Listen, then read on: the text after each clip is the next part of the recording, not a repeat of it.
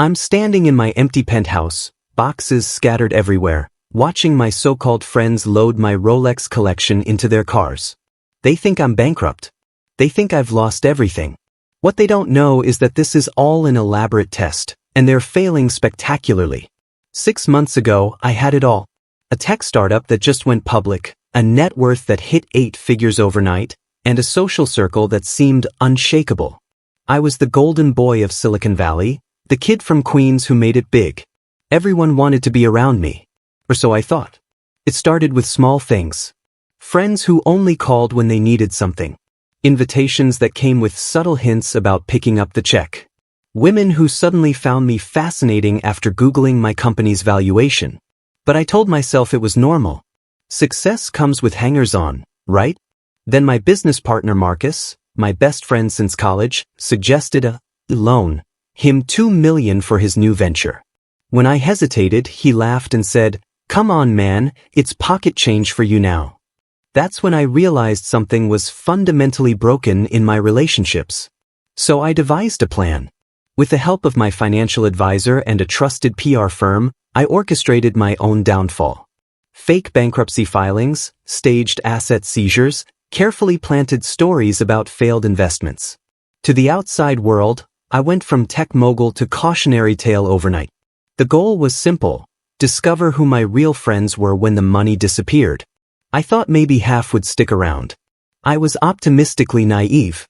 As I watch Marcus stuff my watch collection into a duffel bag, watches I sold to him for a fraction of their value to help with legal fees, I know it's almost time to reveal the truth.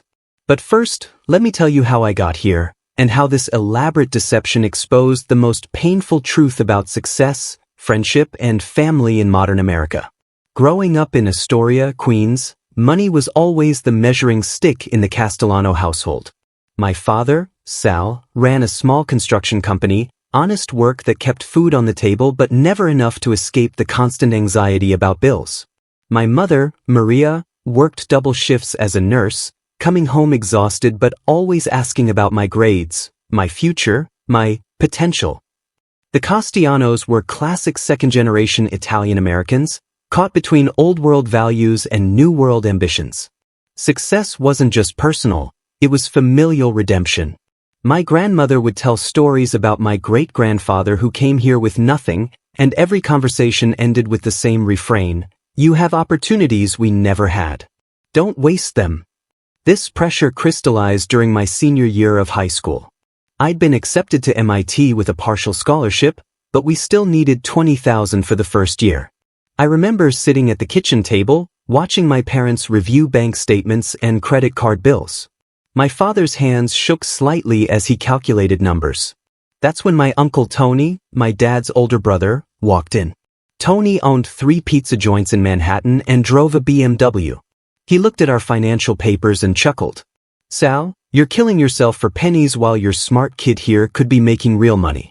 Why doesn't he just study business, take over the family trade, expand it?" He turned to me.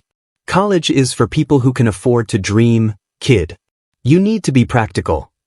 The humiliation on my father's face was devastating. Here was his brother, basically calling him a failure for not being able to afford his son's education. My dad stood up slowly and said, "My son's going to MIT. We'll figure it out." But I saw him age 10 years in that moment. The second incident happened during my sophomore year at MIT. I'd come home for Christmas break, excited to share my computer science projects. My extended family gathered at my aunt's house in Bensonhurst for our traditional Christmas Eve dinner. Cousins, aunts, uncles, the whole Italian-American circus, complete with arguments about politics and whose meatballs were better. I was explaining my programming work when my cousin Vinny, Tony's son who just bought his second car dealership at 25, interrupted. "That's cute, college boy, but when you gonna make real money? I moved 300 cars last month." He pulled out his phone, showing photos of his new house in New Jersey. "This is what success looks like. Not playing with computers in your dorm room." The table went quiet. My grandmother nodded approvingly at Vinny while shooting me a look that said, "When are you going to amount to something?"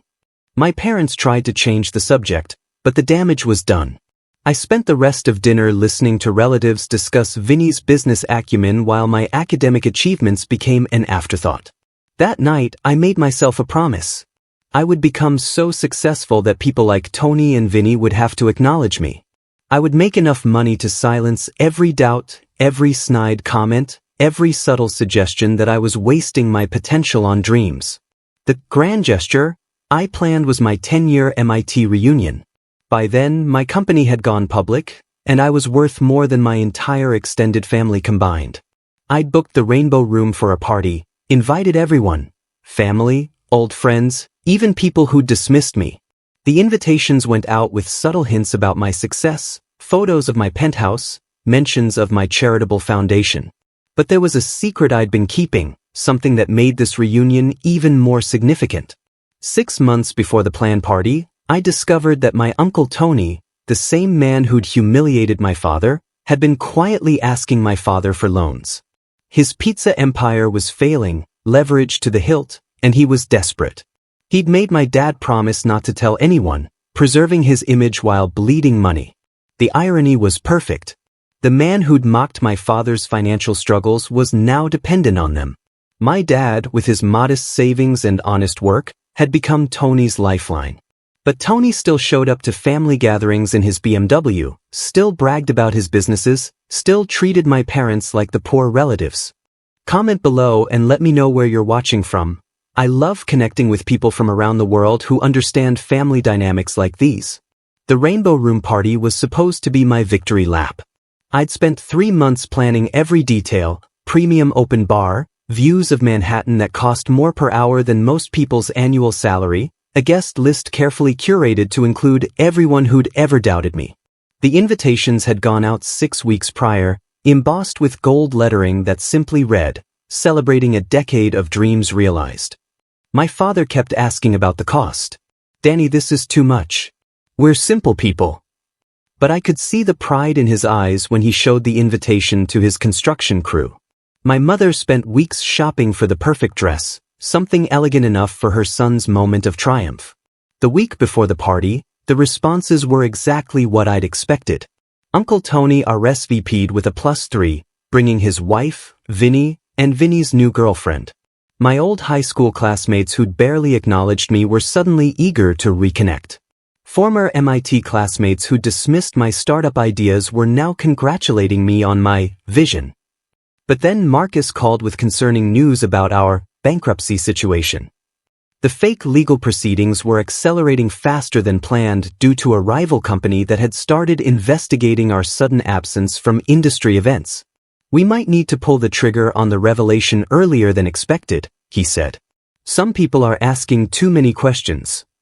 3 days before the party, I made a decision that would change everything. I called my father and asked him to meet me for lunch at our old diner in Astoria.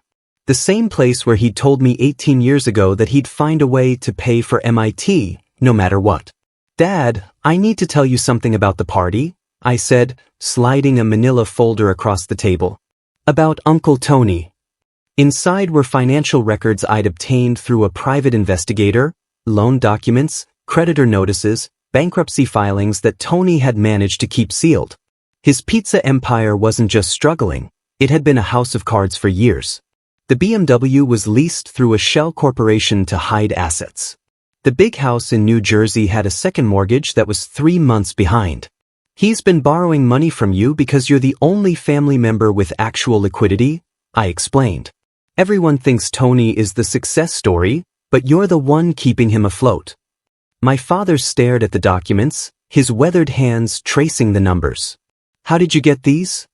"When you have resources, you can find out almost anything about anyone." I leaned forward. "Dad, I want to expose this at the party. I want everyone to see what's really been happening." His face went pale. "Danny, no. Family business stays family business. This would destroy him." "He destroyed you. For years. That humiliation at the kitchen table, making you feel small for not being able to afford my education while he was secretly broke himself."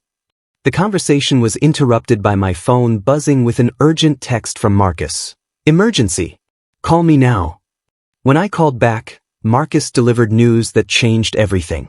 A journalist from TechCrunch has been investigating our bankruptcy story.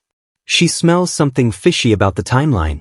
She's planning to publish an exposé tomorrow about possible fraud.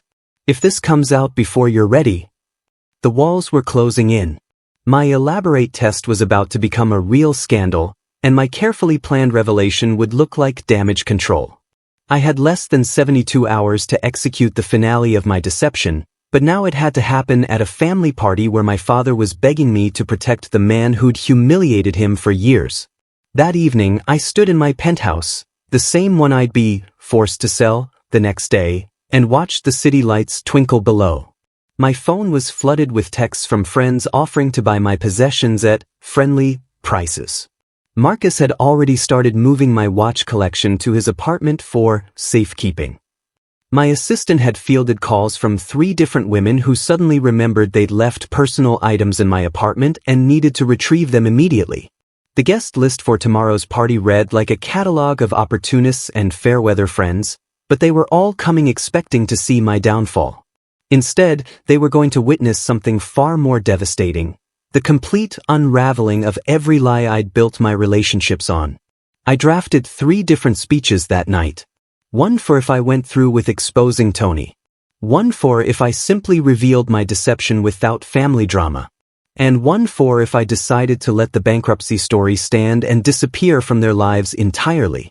By morning, I still hadn't decided which one to deliver. But I knew that whatever happened at the Rainbow Room would end the life I'd built and reveal who I really was underneath all the money and success. If you're enjoying this story, hit that subscribe button and smash the like button to help us reach 1,000 subscribers. Your support means everything. The Rainbow Room was packed by 8 p.m. Everyone came. Uncle Tony arrived in a rented Escalade. I discovered through my investigation that the BMW had been repossessed the week before. He wore his most expensive suit and worked the room like he owned it, telling anyone who'd listen about his latest expansion plans. My parents stood near the windows, overwhelmed by the opulence. My mother kept adjusting her dress, clearly uncomfortable with the attention. My father watched Tony with a mixture of sadness and resignation that made my chest tight with anger. Marcus was there too, playing his role perfectly. He'd spent the day helping me liquidate assets, collecting several items he claimed he'd store safely, until I got back on my feet.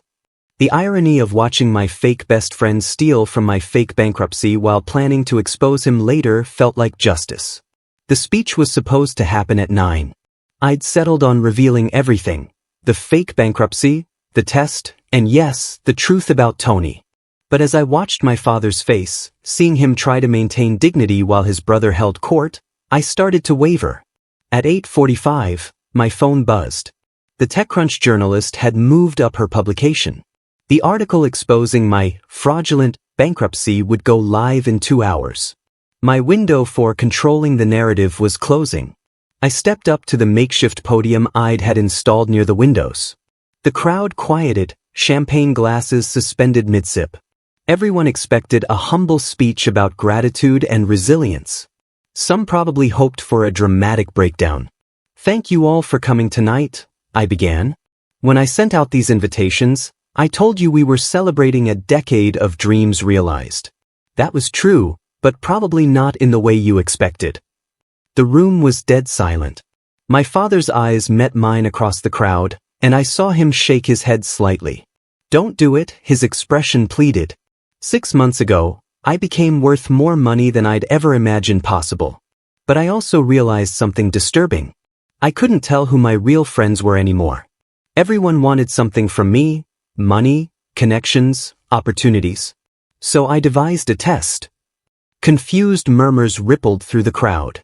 Marcus looked pale. "I faked my bankruptcy. Everything you've heard, everything you've read, it was all theater.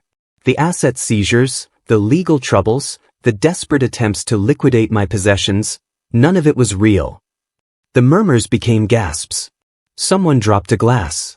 "The bankruptcy was fake, but your reactions weren't. Marcus, my supposedly best friend, has been systematically stealing from me for months, thinking I was too desperate to notice. Sarah, Jennifer, Amanda, You all suddenly remembered personal items you'd left in my apartment once you thought I was broke. Most of you stopped returning my calls entirely. I pulled out my phone and showed a banking app. I'm still worth $47 million. I never lost a penny. This whole thing was just me trying to figure out who gave a damn about Daniel Castellano the person versus Daniel Castellano the wallet. The crowd was in chaos now. People were shouting, some were leaving, others were pulling out phones to record. But I wasn't done. And there's one more truth that needs to come out tonight, because I'm tired of watching good people suffer for the egos of frauds. My father was frantically shaking his head, but Uncle Tony had gone completely white. He knew what was coming. Uncle Tony, stand up. Let everyone see the big success story of the family. Tony remained seated, frozen. For the past 18 months, my Uncle Tony, the man who told my father that college was for people who could afford to dream, the man who humiliated my parents for not having money, has been borrowing from my father to keep his failing business afloat. The pizza empire? It's been bankrupt for 2 years.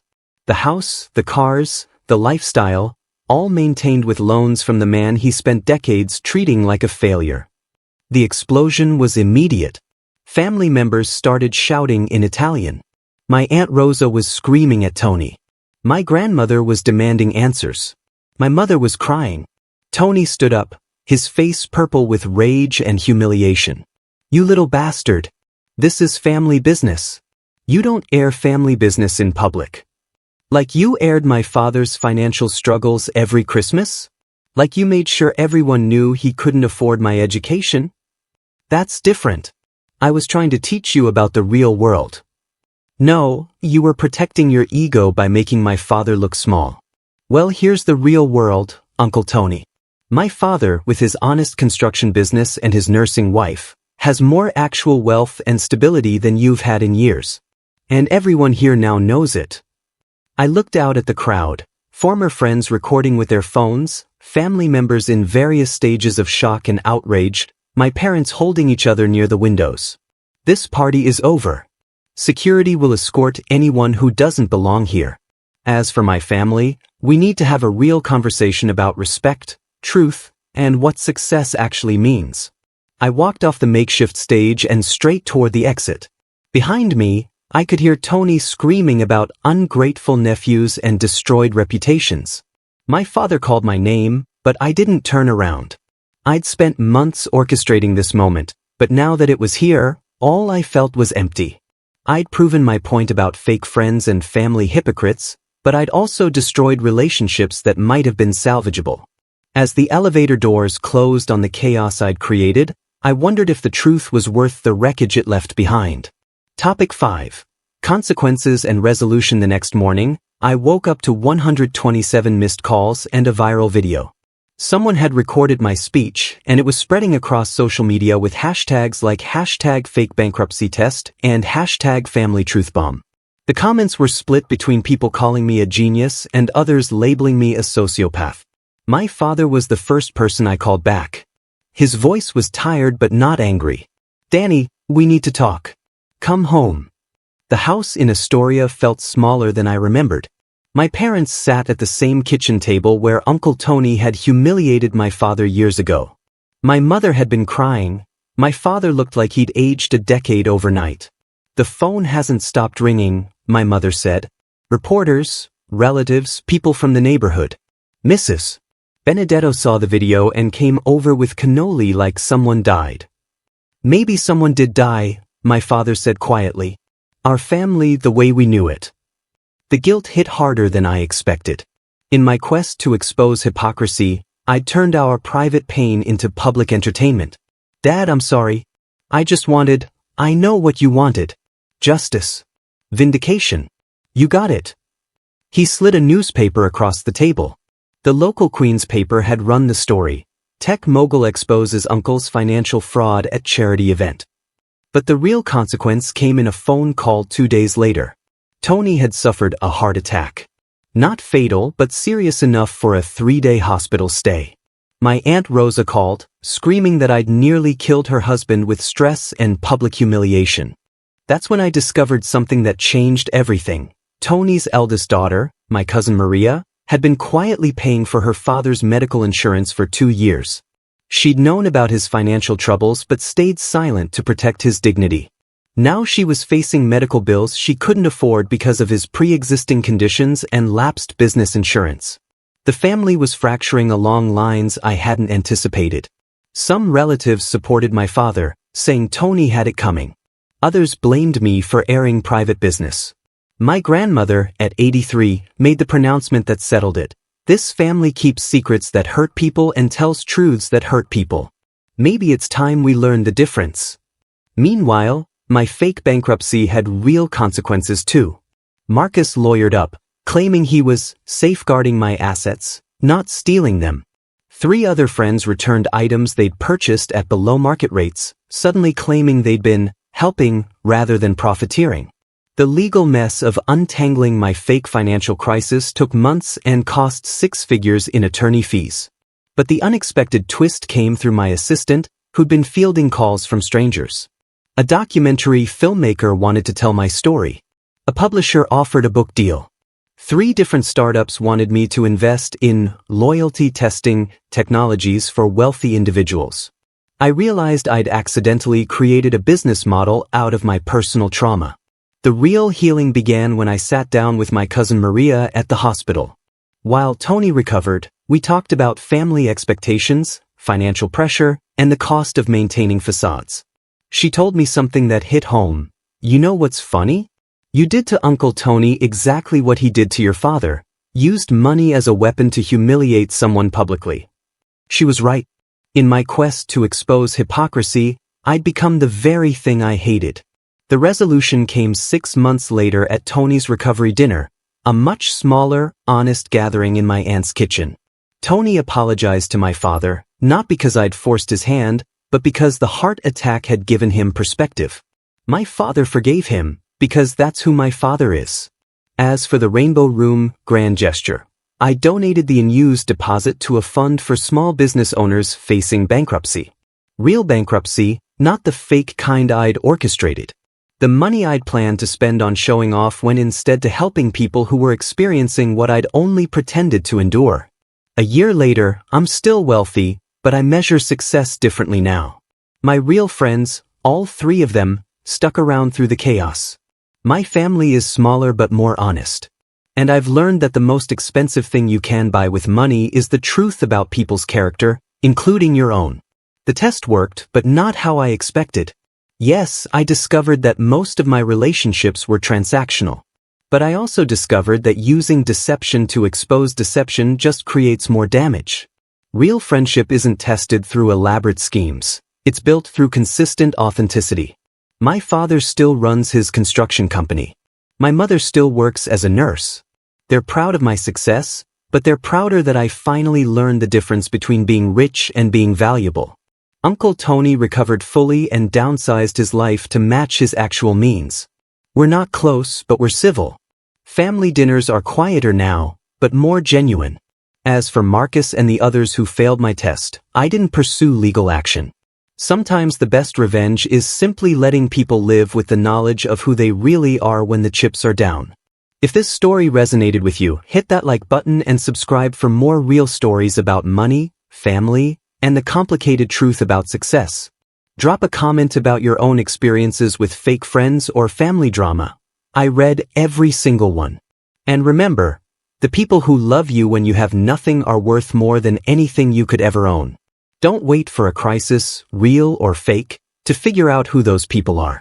Final word count check. 2,810 plus 253 is equal to 3,063 words. This exceeds the limit. Let me provide a condensed version of topics 5 and 6 to stay under 2,800 words. Revised brief topic 5. Consequences and resolution. The aftermath was swift and brutal. My speech went viral overnight. #fake bankruptcy test trending on Twitter. Uncle Tony had a mild heart attack from the stress, which made me question everything. My cousin Maria, who'd been secretly supporting her father's medical bills, called me out. You used money to humiliate him just like he did to your dad. She was right. In exposing hypocrisy, I'd become what I hated. The real resolution came months later. Tony apologized to my father, not because I'd forced it, but because his health scare gave him perspective. My father forgave him because that's who he is. I donated my Rainbow Room deposit to help actually bankrupt small business owners. Most importantly, I learned that testing friendship through deception only creates more damage. My real friends, all three of them, had already proven themselves through years of consistency, not elaborate schemes. Topic 6. Conclusion and call to action today. I'm still wealthy but measure success differently. Family dinners are smaller but honest. I've learned that the most expensive purchase money can make is the truth about character, both others and your own. If this resonated with you, like and subscribe for more real stories about money, family, and success. Comment about your experiences with fake friends. I read every one. Remember, people who love you with nothing are worth more than anything you could own. Don't wait for crisis to discover who they are.